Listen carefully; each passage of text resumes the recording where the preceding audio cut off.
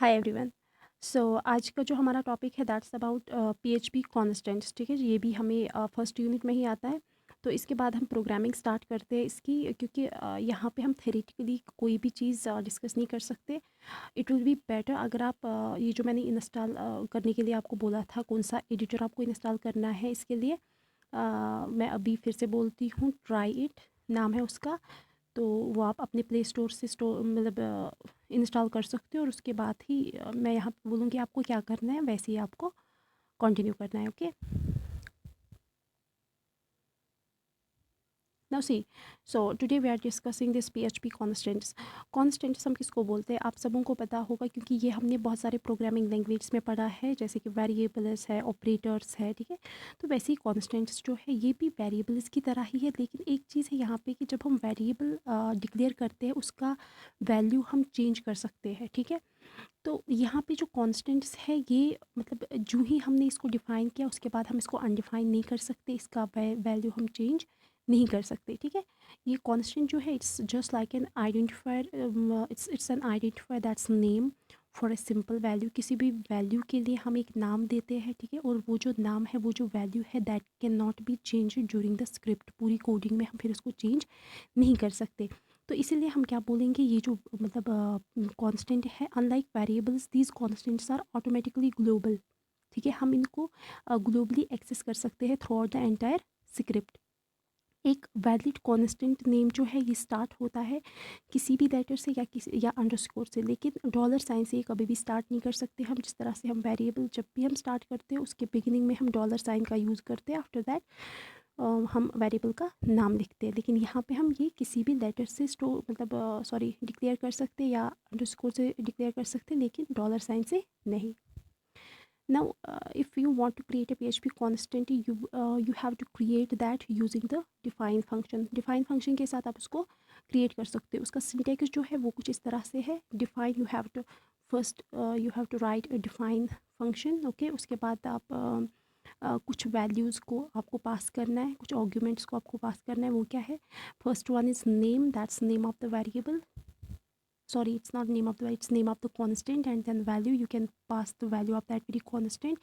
And case insensitive, case insensitive जो है, देखो नाम जो है it specifies the name of constant. Okay, and then value, value मतलब कांस्टेंट का वैल्यू, मतलब क्या कौन सा वैल्यू आप पास करना चाहते हो। उसके बाद case sensitive, it specifies whether the constant name should be case insensitive. मतलब केस सेंसिटिव मैंने आपको वेरिएबल में बोला था जब हमने उसके मतलब कुछ फंक्शंस पढ़े थे। ठीक है, तो केस सेंसिटिव का मतलब है अगर आपको अपर केस, ठीक है, या लोअर केस का यूज़ कर रहे हो वेरिएबल्स में।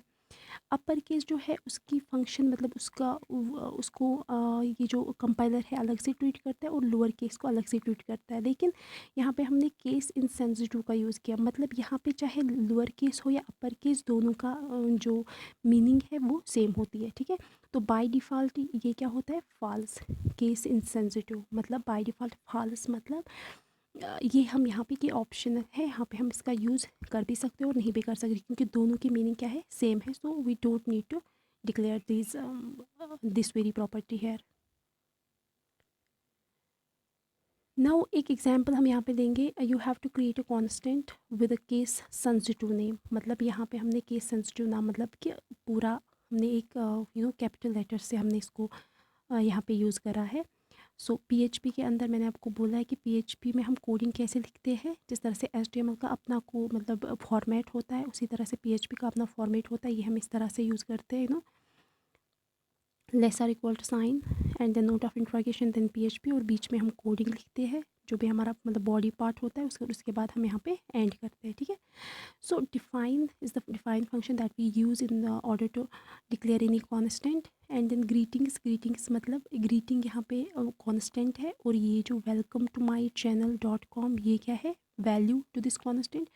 and then echo से क्या होता है, echo से कोई भी मैसेज जो है वो प्रिंट होती है, ये हम पहले ही डिस्कस कर चुके हैं।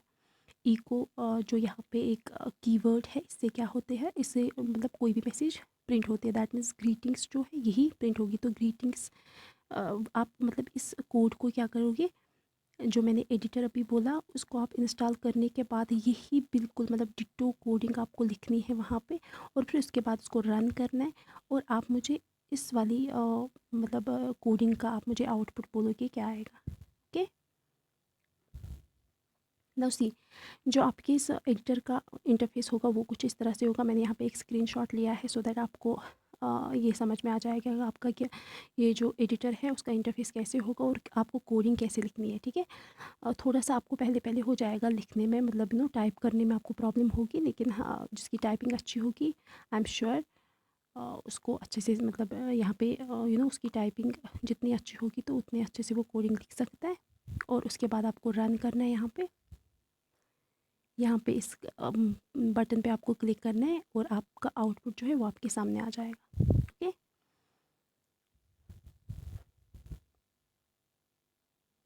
So after that PHP constant arrays, आप कॉन्स्टेंट एरेज भी यहाँ पे यूज़ कर सकते हो। ठीक है, आपको पता है इन PHP 7, ये जो PHP 7 है it's the latest release of PHP। Okay, so you can create an array constant using the define function. आपको एरे जो है, एरे में हम कैसे मतलब कोई भी चीज़ डिक्लेयर करते हैं। फॉर एग्जांपल अगर कोई वैल्यू है उसके बाद हम लॉन्ग ब्रैकेट में एक साइज़ देते हैं या उसमें वैल्यूज़ को पास करते हैं, वही करना है हमें। और यही चीज़ याद रखनी है कि एरे जो है वो हम कहाँ से स्टार्ट करते हैं, फ्रॉम द ज़ीरो इंडेक्स 0 1 2।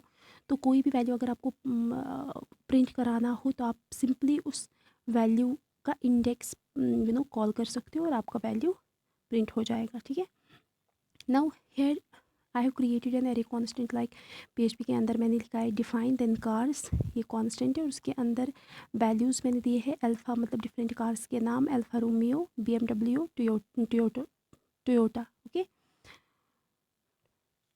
तो ये जो आप जो भी कार मतलब यहाँ पे जो भी नाम आप रिटर्न करना चाहते हो या प्रिंट करना चाहते हो आपको उसी को कॉल करना है। For example here I have used echo cars and then zero, that means zero index पे जो भी कार है वो आपको आउटपुट हो जाएगा। ठीक है, वो उसका मतलब आपको आउटपुट आ जाएगा। You will see it using this editor, वहाँ पे आप मुझे आप बोल सकते हो जब आप आउटपुट उसका निकलेगा। Now next point is constants are global. मैंने आपको बोला कि हमारे जो वेरिएबल्स है they can be scope of variables they can be static as well as global. जब भी आप ग्लोबल कीवर्ड यूज़ करते हो तो इसका मतलब है हम मतलब हमारा ये जो ग्लोबल वेरिएबल है ये इसको हम एंटायर प्रोग्राम में यूज़ कर सकते हैं। लेकिन अगर आपने कोई भी वेरिएबल स्टैटिक वेरिएबल डिफ़ाइन करा है, मतलब स्टैटिक वेरिएबल मतलब जो हम फंक्शन के कोडिंग के अंदर डिफ़ाइन करते हैं, तो उस टाइम वो एंटायर मतलब एंटायर प्रोग्राम में हम उसको एक्सेस नहीं कर सकते। सेकंड वन इज़ कॉन्स्टेंट जो है वो ऑटोमेटिकली ग्लोबल होते हैं और वो हम across the entire script use कर सकते हैं। For example I have given the example here, you can see this. So this example uses a constant inside a function.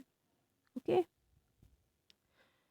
Now let me show you this very example. For example इसका जो format है PHP के अंदर ही ये जो पूरा coding का part है,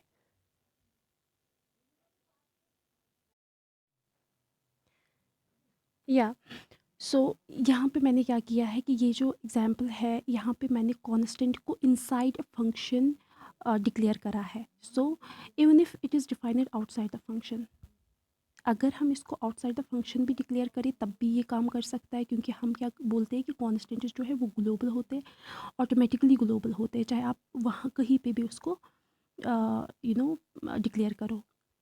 तो उसके बाद ये वाला फंक्शन आप लिखोगे अपने एडिटर पे और देखोगे इसका रिज़ल्ट क्या आएगा।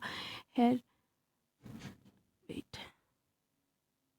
या माई टेस्ट फंक्शन मैंने यहाँ पे कॉल किया। ये जो माई टेस्ट फंक्शन है it will go to this very thing. For example यहाँ पे माई टेस्ट फंक्शन जो ही कॉल होगा तो ये किसको कॉल करेगा, फंक्शन माई टेस्ट। तो यहाँ पे क्या प्रिंट होगा, इको ग्रीटिंग्स। ठीक है, ग्रीटिंग्स में जो वैल्यू है वो आप देखोगे किस तरह से प्रिंट होगा, उसका आउटपुट क्या आएगा ये आप मुझे बोलोगे। ये मैं यहाँ पे आपको इसीलिए नहीं बोल रही हूँ सो दैट आपको खुद समझ में आ जाए। ज़्यादा कोडिंग नहीं लिखनी है, छोटी सी मतलब कोडिंग है, 2-3 लाइन्स की, 4 लाइन्स की मैक्सिमम, तो इसको आप आराम से लिख सकते हो। सो मेक मी श्योर कि आपने ये एडिटर इंस्टॉल किया हो और सो दैट हम आगे सेकंड यूनिट को स्टार्ट कर पाएँ। वहाँ पे हम डिफरेंट फॉर्म्स को देखेंगे, कैसे हम PHP को यूज़ करके डिफरेंट फॉर्म्स का फॉर्मेट बनाते हैं, वो सब आप वहाँ पे देखोगे। Okay, thank you.